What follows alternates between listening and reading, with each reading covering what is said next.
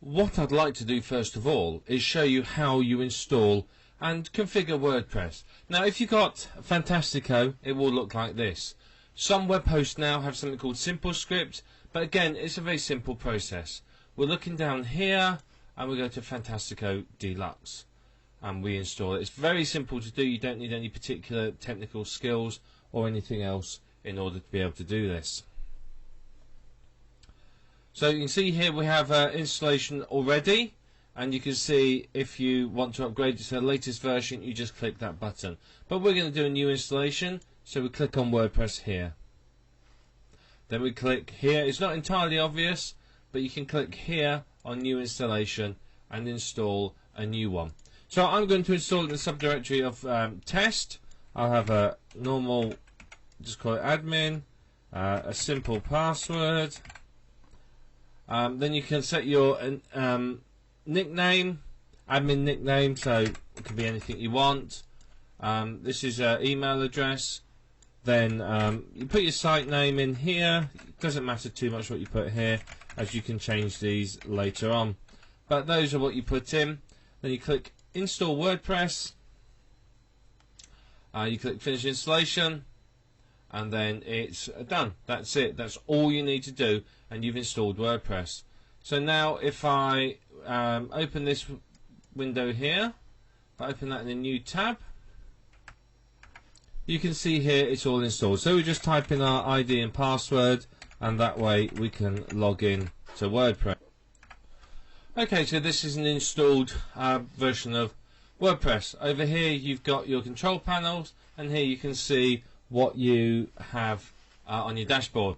So simple configuration. It's very quick and easy. You start with posts. You trash the original post. You don't need that on there. Get rid of that. Now you go to categories as well.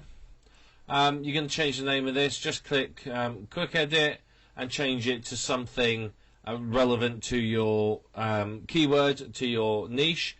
You may want to create additional categories. These aren't necessary, but some people find, particularly if you're targeting multiple keywords, it's worth having more than one category based on each keyword. Now I'd go into links as well. Click there and then delete all of the links that are there. You also want to edit the link categories as well. Again, change it from blog roll to something like resources or something simple. So you just put in resources, and then the same down here as well, resources in lowercase. You may want to create more than one category depending again how many links you're planning on having, but I would always recommend a link to whatever you're promoting, and possibly one or two other ones to authority sites in the niche. Then under pages, edit this and change it to something relevant again to your niche. This is the About You page. You can change the title.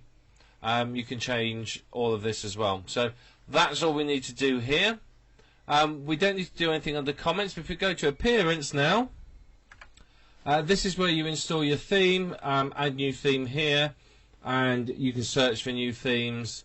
Install them and so on. So you can upload ones, you can search for ones here, or you can just go to Google and do a search there. You can use the widgets to add widgets onto it. Again, it depends on how you're laying your site at as to what you use here. Plugins we'll look at in a minute, or users we can ignore. Same with tools, we don't need to worry too much about that at the moment. Now under settings, you've got some changes that you need to make here. Again, this is where you change your site name and tagline. You can let anyone register and just save the changes when you've done it. If we next go to writing, under writing again you can change all these. I'd recommend ignoring those. I'd also recommend just deleting out this information here, just to be on the safe side. If you want to put any update services in there, feel free to do so. All that it does is it will ping them when there's a new post. Then we go to reading. Okay, Again, I'd make a few changes here. I would pick it to show a static page on the front page. I want control over what they see. The only page I've created at the moment is about. So I would create just a single page. I'd set this as my home page so that people come there and they see a good amount of information when they get there. Otherwise, they're going to see the latest post. It may not be what you want them to see.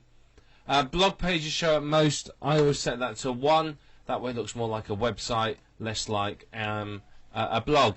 Then we save changes. Okay, now under discussion over here, our next settings. Again, most of these you can leave as they are. The only one I'd change is this one.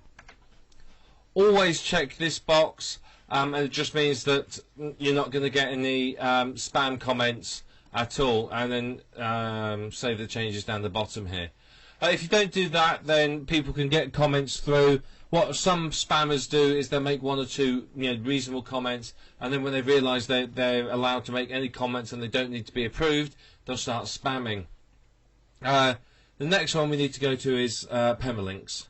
Okay, now on the permalinks side, this is how your website looks in the search engines. This is the default up here, but your domainname.com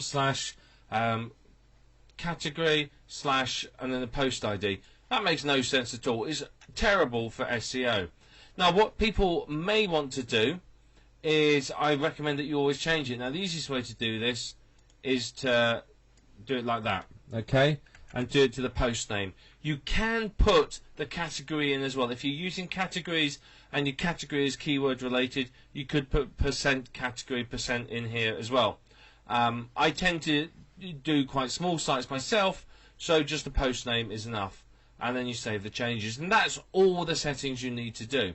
It's not complex, it's not difficult, and as you can see, it takes just a couple of minutes to do. It's really, really simple.